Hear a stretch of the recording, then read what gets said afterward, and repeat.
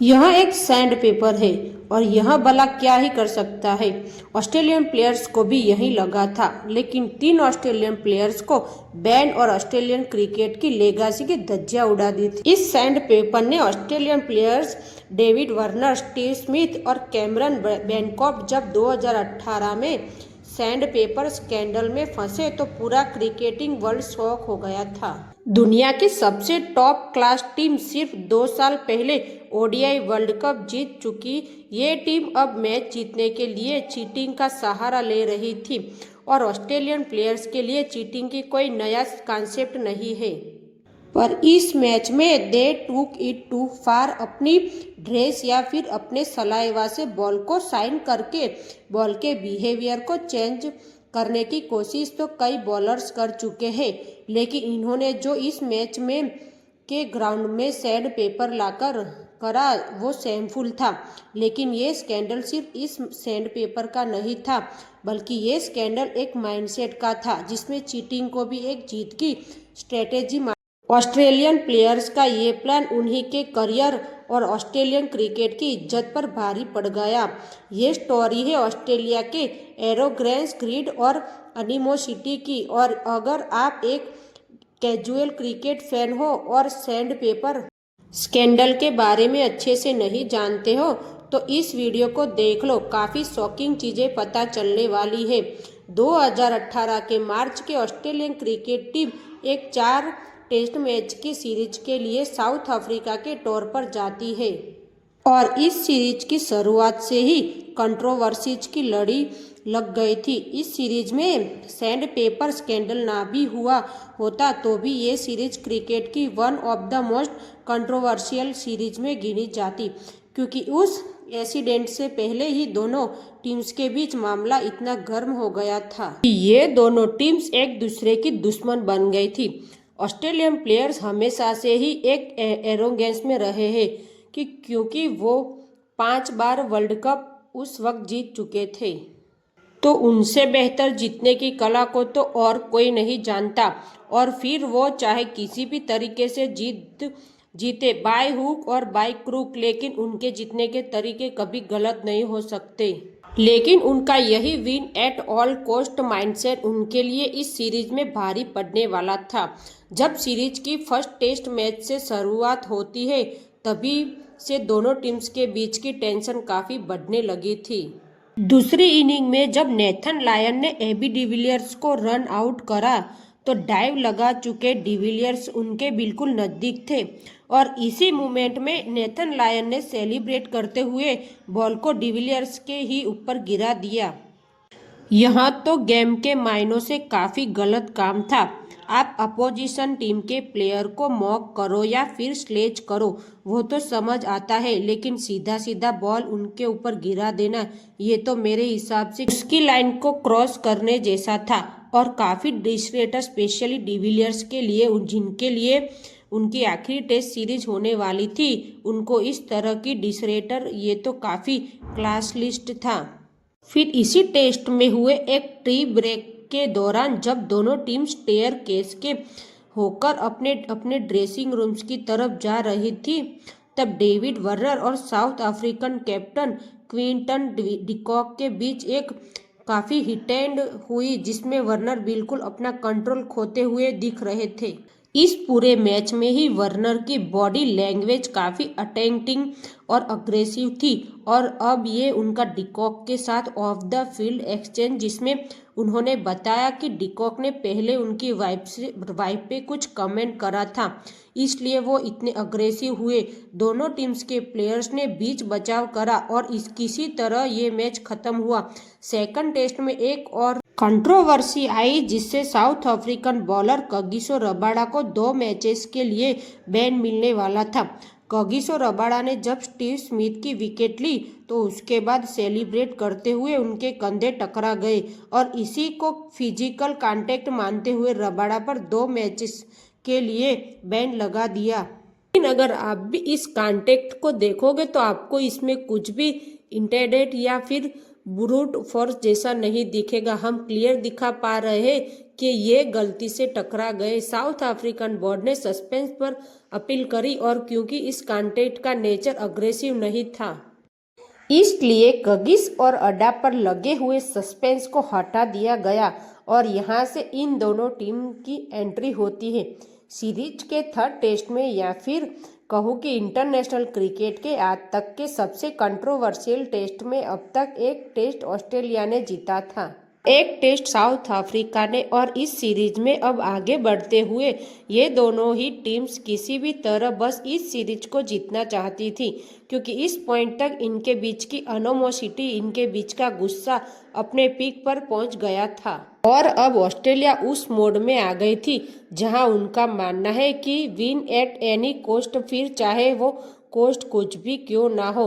24 मार्च 2018 south Africa के Cape Town शहर में न्यूलैंड्स क्रिकेट ग्राउंड तीसरे टेस्ट का third day south Africa batting कर रही थी और करीब 43 ओवर के बाद ऑस्ट्रेलियन प्लेयर्स कैमरन बैनकॉफ्ट को दिखाया जाता है और ये विजुअल शॉकिंग थे। बैनकॉफ्ट बॉल को साइन देने के लिए बॉल को किसी येलो ऑब्जेक्ट से रब करते हुए दिख रहे थे।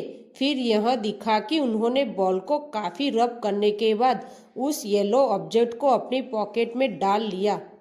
साउथ अफ्रीकन ब्रॉडकास्ट ने अपने एडवांस कैमरा के जरिए कैमरा बैनकॉफ्ट को यह करते हुए देख लिया और इसी के विजुअल उन्होंने ग्राउंड पर बड़ी स्क्रीन पर दिखा दिए और पूरी दुनिया में टेलीविजन पर दिखा दी है। अब साउथ अफ्रीकन टीम से लेकर कमेंटेटर से लेकर अंपायर्स तक हर कोई कंफ्यूज था और हर कोई समझना चाह रहा था कि भला कैमरन बैनकॉफ्ट ये क्या कर रहे हैं और ये जो इनके हाथ में ये येलो ऑब्जेक्ट ये क्या है। जैसे ही बैनकॉफ्ट को पता लगा कि कैमरन ने उन्हें ये करते हुए देख लिया है, उन्होंने पैनिक करते हुए उस येलो ऑब्जेक्ट को अपनी पॉकेट से निकाला और अपने ट्राउजर के सामने वाले हिस्से में छुपा लिया, लेकिन एम्ब्रेसमेंट लिया। लेकिन मेन क्वेश्चन ये है कि बैनकॉफ्ट आखिर सोच क्या रहे थे कि क्या कोई कैमरा उन्हें नोटिस नहीं करेगा। उस मैच में करीब 50 कैमरा थे और वो भी 50 गुना जूम के साथ। ऐसा सोचना भी एक बड़ी बेवकूफ़ी है। साउथ अफ्रीकन ब्रॉडकास्ट उन्हें करते हुए पकड़ेंगे नहीं, भगवान जाने वो क्या सोच रहे थे। इसलिए बड़े बूढ़े कहते हैं कि नकल के लिए भी अकल चाहिए होती है। बट अब स्टोरी पे वापस आते हैं। अंपायर्स इससे काफ़ी कंसर्न थे और इसलिए उन्होंने बैनकॉफ्ट को अपने पास बुलाया और उनसे पूछा कि ये जो येलो चीज़ तुम अपनी जेब में छुपा रहे हो ये आखिर क्या है। तब बैनकॉफ्ट ने बड़ी चालाकी से अपने पॉकेट से एक माइक्रोफाइबर क्लॉथ को निकाला जिसमें वो अपने सनग्लासेस को साफ करते थे और अंपायर को दिखाया कि ये इसे इस्तेमाल कर रहा था। मैं वो बॉल पे थोड़ी घास लग गई थी उसको साफ कर रहा था। इसी डिस्कशन के दौरान कैप्टन स्टीव स्मिथ और वाइस कैप्टन डेविड वार्नर को टेलीविजन पर दिखाया गया और इन दोनों की शक्लों पर अब 12 बजे हुए थे, क्योंकि ये जानते थे कि कैमरन बैनकॉफ्ट तो चलो एक जूनियर प्लेयर है, लेकिन अगर इनकी चोरी पकड़ी गई तो पूरा बिल इन्हीं के माथे पे फटेगा। अब क्योंकि अंपायर्स को पता था कि बॉल टेपरिंग करने की कोशिश हुई है तो अंपायर ने बॉल को चेक किया, लेकिन बॉल में कोई नुकसान नहीं हुआ था और ऐसे में साउथ अफ्रीकन टीम को ऑप्शन दिया गया कि वो इस बॉल के साथ खेलना चाहते हैं या फिर इस रिप्लेस करना चाहते हैं। लेकिन क्योंकि बॉल में कुछ चेंज हुआ ही नहीं था इसलिए उन्होंने गेम को ऐसे ही कंटिन्यू रखा। मतलब बैनकॉफ्ट ने जिस काम को करने के लिए इतना बड़ा रिस्क लिया था वो उसमें फेल हो गए। भगवान बैनकॉफ्ट तेरी किस्मत बेकार है भाई। फिर मैच का एंड आया और अब होनी थी प्रेस कॉन्फ्रेंस जिसमें कैप्टन स्टीव स्मिथ और कैमरन बैनकॉफ्ट प्रेस के सामने आए। बैनकॉफ्ट ने प्रेस को बताया कि आज मैच में मेरे पास एक ऐसा मौका आया था जिसमें मैं एडी स्टेप से बॉल का बिहेवियर चेंज कर सकूं और अनफॉर्चुनेटली ऐसा मैंने करा और मैं इसको काफ़ी रिग्रेट करता हूँ। तो और बड़ी प्रॉब्लम ये थी कि ये लोग अभी भी झूठ बोल रहे थे और इन्होंने जो सबको बताया कि ये एडिसियो टेप का इस्तेमाल कर रहे थे बॉल की शेप को चेंज करने के लिए, लेकिन असल में सच्चाई कुछ और थी। आपको तो पता ही है कि किस चीज़ का इस्तेमाल कर रहे थे। आपने वीडियो का टाइटल देख लिया है, लेकिन लोगों के सामने वो सच्चाई आनी अभी बाकी थी। साथ ही स्टीव स्मिथ ने प्रेस कॉन्फ्रेंस में ये भी कहा कि ये जो कुछ हुआ है इसमें हमारी टीम के कोच या फिर ट्रेनिंग स्टाफ या फिर मैनेजमेंट स्टाफ या फिर बोर्ड किसी को कोई नॉलेज नहीं थी। ये सिर्फ हम प्लेयर्स ही नहीं मिलकर कर रहा था। साफ साफ दिख रहा था कि स्टीव स्मिथ अब डैमेज कंट्रोल कर रहे हैं। इस वक्त पर ऑस्ट्रेलियन क्रिकेट बोर्ड की तो हालत खराब हो गई होगी, क्योंकि पूरी दुनिया के सामने इतने बड़े बोर्ड की रेपुटेशन अब रिस्क में थी। रिस्क में क्या, मिट्टी में मिल गई थी। ऑस्ट्रेलियन क्रिकेट बोर्ड अब किसी भी तरह इसी इंसिडेंट से आगे बढ़ना चाहता था और स्टीव स्मिथ ने इसलिए सबके सामने कहा कि इसमें बोर्ड या फिर मैनेजमेंट या फिर किसी भी और की इन्वॉल्वमेंट नहीं है और सिर्फ प्लेयर्स की इन्वॉल्वमेंट के, ताकि सारा रिपरकशन जो है, जो सारी पनिशमेंट है, वो उन्हें 2-3 प्लेयर्स के ऊपर के रहे। सोच तो ऐसी रही होगी कि अभी मैं ब्लेम लेकर बोर्ड और मैनेजमेंट को बचा लेता हूँ और बाद में जब मामला ठंडा हो जाएगा तब बोर्ड मुझे बचा लेगी, एक सेटलमेंट। लेकिन वेल ये तो बस इनके डैमेज की शुरुआत थी। आप स्टीव स्मिथ की हिम्मत सोचो कि उन्होंने इसी प्रेस कॉन्फ्रेंस में कहा था कि मुझे नहीं लगता कि मुझे ऑस्ट्रेलियन टीम की कैप्टन छोड़नी चाहिए। ये एक वन ऑफ इवेंट था और ऐसा आगे कभी कुछ नहीं होगा। मतलब आप पब्लिक को बस आश्वासन दे दो कि आगे ऐसा कभी कुछ नहीं होगा और अभी मैं कैप्टन बना रहता हूँ।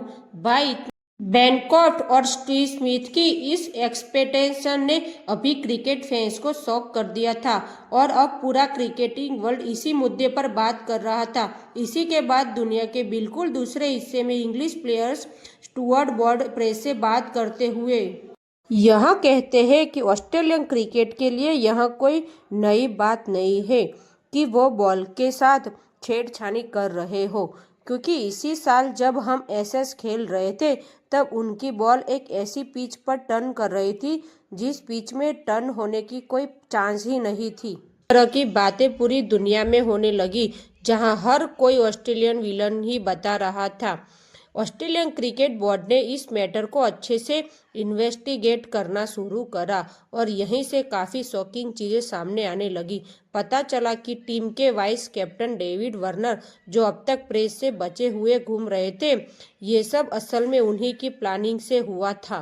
यहीं पे कैमरन बैनकॉफ्ट ने एक्सेप्ट करा कि वो येलो ऑब्जेक्ट, जिसको वो अभी तक एक टैप बता रहे थे, वो असल में टरा एक सैंड पेपर था। And this was shocking. Cricket ground के बाहर की कोई चीज़ ग्राउंड में लाकर बॉल की शेप चेंज करने की कोशिश करना, दिस वाज नॉट एक्सेप्टेबल। मान लो कोई स्लाइवा से करे, कोई कपड़े से घिस के करे, वो समझ आता है कि भाई ग्राउंड है, उन्हीं चीज़ों को इस्तेमाल करके कर लिया। लेकिन ग्राउंड के बाहर से स्पेशली कोई चीज़ लाना, इसके बाद तो फिर कुछ भी पॉसिबल है ना यार। आप कुछ भी ला सकते हो, आप कोई ऐसा स्पेशल मटेरियल्स ला सकते हो कि जिससे बॉल की शेप और ज़्यादा तेज चेंज हो जाए। मतलब इट ऑप्शन the door to a lot of problems and this was not acceptable. अच्छा, अब वैसे सवाल आता है कि सैंड पेपर असल में आया कहाँ से। मैं आपको बताता हूँ, सैंड पेपर किसी बैट्समैन के लिए कोई अनजान चीज़ नहीं है। एक बैट्समैन अक्सर अपने किट बैग में एक सैंड पेपर रखता है, जिसका इस्तेमाल वह अपने बैट के सरफेस को प्लान करने के लिए करता है। लेकिन अक्सर यह सैंड पेपर उनके किट बैग तक की रहता है। लेकिन यहाँ पर कुछ अलग हुआ। जब मैच के बीच टी ब्रेक हुआ तब ऑस्ट्रेलिया के कुछ प्लेयर्स ने मिलकर एक प्लान बनाया। वो जीत के इतने भूखे हो गए थे कि उन्होंने सैंड पेपर से बॉल टेम्परिंग करने के रास्ते चुना। पता चला कि इसमें डेविड वार्नर, स्टीव स्मिथ और बैनकॉफ्ट डायरेक्टली इन्वॉल्व थे। और टीम के दूसरे प्लेयर्स को भी इसकी इनडायरेक्टली नॉलेज थी। 2018 में जब ये बातें पहली बार पब्लिक में आई थी, तब मुझे याद है मेरे दिमाग में तो यही आया था कि यार, ये अगर कैजुअली इतना सब कुछ कर रहे हैं तो ये पहली बार तो ऐसा नहीं कर रहे होंगे। इन्होंने पता नहीं कितने मैचेस को चीटिंग से जीता होगा, कितने ही वर्ल्ड कप्स को चीटिंग से जीता होगा। जैसे वो 2003 2007 वाले वर्ल्ड कप्स, उसमें तो टेक्नोलॉजी इतनी एडवांस नहीं थी, इतने जूम करने वाले कैमरा नहीं थे। ये उस टाइम पर ग्राउंड में क्या क्या क्या ले आते होंगे यार, अगर ये 2018 में ये सब कर रहे हैं तो ऑस्ट्रेलियन टीम ने इसके पहले क्या क्या करा होगा। इसी तरह के सवाल अब पूरी दुनिया के क्रिकेट फैंस के दिमाग में चल रहे थे, और जिस तरह का एक्शन इन प्लेयर्स के अगेंस्ट लिया जा रहा था वह सेटिस्फाइंग तो बिल्कुल नहीं था। सिर्फ कुछ मैचेस का बैन यार, इतना तो कितनी छोटी छोटी बातों पे मिल जाता है। और ऐसे में उस वक्त के Australian prime minister Malcolm Turnbull interfere करते हुए है और ऑस्ट्रेलियन क्रिकेट बोर्ड के चेयरमैन डेविड पीवर को कॉल करते हैं और कहते हैं कि इन प्लेयर्स के अगेंस्ट स्ट्रॉन्ग एक्शन लिया जाना चाहिए, क्योंकि अगर ऐसा नहीं हुआ तो पूरी दुनिया के सामने ऑस्ट्रेलिया की इमेज काफ़ी खराब हो जाएगी। इसी के तुरंत बाद इन तीनों प्लेयर्स को उस टूर से सस्पेंड कर दिया गया। बची हुई सीरीज के लिए टिम पेन को कैप्टन बनाया गया और ग्लेन मैक्सवेल, जो बर्न्स और मैट शो ने इनकी रिप्लेसमेंट के तौर पर टीम में एंट्री ली। इसके बाद डिसाइड हुआ कि जब वो टीम में वापस भी आ जाएंगे अपने बैन के हटने के बाद, तब भी पूरी जिंदगी भर वो कभी भी ऑस्ट्रेलियन टीम के लीडरशिप के लिए कंसीडर नहीं किए जाएंगे। मतलब कैप्टन या वाइस कैप्टन वो पूरी जिंदगी में अब ऑस्ट्रेलियन टीम के लिए कभी नहीं बन पाएंगे। वही कैमरन बैनकॉक, जो वैसे तो खुद ही सैंड पेपर यूज करते रहे, लेकिन क्योंकि एक जूनियर प्लेयर थे और यह ऐसा अपने वाइस कैप्टन डेविड वार्नर के कहने पर कर रहे थे, इसलिए इन पर थोड़ी नरमी बरती गई। बैनकॉक को सिर्फ 9 महीने का बैन थमाया गया और बैनकॉक और स्मिथ के लिए यह कहा गया कि जब ये टीम में वापस आ जाएंगे तब 1 साल तक तो ये कैप्टन या वाइस कैप्टन नहीं बन सकते, लेकिन उसके बाद अगर फैंस की इच्छा हुई और टीम मोराल की इच्छा हुई तो शायद इनको लीडरशिप के लिए कंडीशन कर सकते हैं, लेकिन 1 साल से पहले नहीं। इसी के साथ आईएएल ने भी इनको 1 साल के लिए बैन कर दिया था। और राजस्थान रॉयल्स और सनराइजर्स हैदराबाद, जिसकी कैप्टनसी उस वक्त पर स्टीव स्मिथ और डेविड वार्नर कर रहे थे, इन दोनों ही टीम्स ने इन दोनों को कैप्टनसी से हटा दिया। अच्छा, वैसे अब आपको पनिशमेंट के बारे में पता चल गया है, तो आप मुझे बताओ कि जो इन्हें पनिशमेंट मिली है वो इनके एक्शन के हिसाब से ठीक थी या फिर कम थी या फिर ज़्यादा थी। Does the punishment fit the crime? ये है जो आज बड़ा सवाल, और इसका जवाब आप मुझे दोगे कमेंट सेक्शन में। इस सबके बाद पूरा क्रिकेटिंग वर्ल्ड इन तीनों प्लेयर से, स्पेशली वार्नर और स्मिथ से नफरत करने लगा, क्योंकि ये तो इतने सक्सेसफुल प्लेयर्स थे, इतने पहुंचे हुए प्लेयर्स थे। इन्होंने अभी कुछ टाइम पहले ही वर्ल्ड कप जीता था और अब यह चीटिंग का सहारा ले रहे थे। This was shameful. उनकी रेपुटेशन बिल्कुल मिट्टी में मिल गई थी और एक वक्त पर जो लोग अपने फैन हुआ करते थे, अब वो यह चाहने लगे थे कि यह बैन के बाद भी कभी क्रिकेट में वापस लौटकर ना आए। इसके बाद तीनों प्लेयर्स ने अलग अलग आकर प्रेस कॉन्फ्रेंस करी, जहां वो अपने एक्शन के लिए लोगों से माफ़ी मांग रहे थे। स्टीव स्मिथ इसी प्रेस कॉन्फ्रेंस में रोते हुए दिखे, रिग्रेट उनके चेहरे पर दिख रहा था और इसे पूरे स्कैंडल से अब उनकी मेंटल हेल्थ भी काफ़ी डिस्ट्रॉय हो रही थी। डेविड वार्नर ने रिग्रेटफुली अपनी गलती को माना और यहाँ तक कहा कि शायद अब मैं वापस अभी इंटरनेशनल क्रिकेट में नहीं दिख पाऊंगा। तीनों ने ही अपनी गलती मानी और अपनी पनिशमेंट को एक्सेप्ट करके इस पूरे स्कैंडल से आगे बढ़ने का फैसला करा। उनके एक्शन ने इंडेक्स लगा दिए थे, लेकिन this was the time to move on. साल भर बाद इन तीनों प्लेयर्स के बैन का टाइम खत्म हुआ और इन तीनों ने ही टीम में वापसी करी। वक्त लगा, लेकिन अपनी सॉलिड परफॉर्मेंस के दम पर स्टीव स्मिथ और डेविड वार्नर ने अपनी खोई हुई रिस्पेक्ट वापस कमानी शुरू कर दी थी। यहीं से डेविड वार्नर की पर्सनालिटी में भी मानो एक शिफ्ट देखने को मिला। जहां वो पहले बहुत ही मीन और रूथ से हुआ करते थे, अब वहीं उन्होंने अपनी सॉफ्टवेयर साइड को इम्ब्रेस करना शुरू कर दिया, जो फैंस को भी काफ़ी पसंद आया।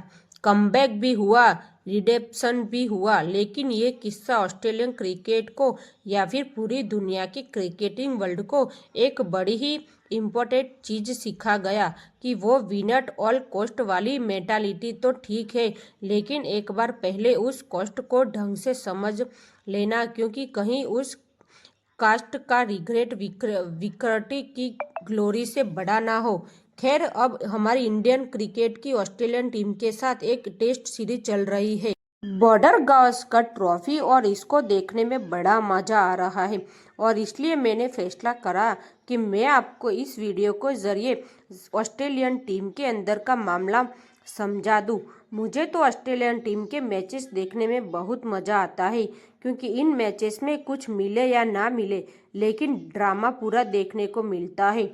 बाकी आपको ये वीडियो कैसी लगी मुझे कमेंट्स में ज़रूर बताइएगा। और अगर आपने हमारे चैनल को सब्सक्राइब नहीं किया है तो सब्सक्राइब कर दीजिएगा।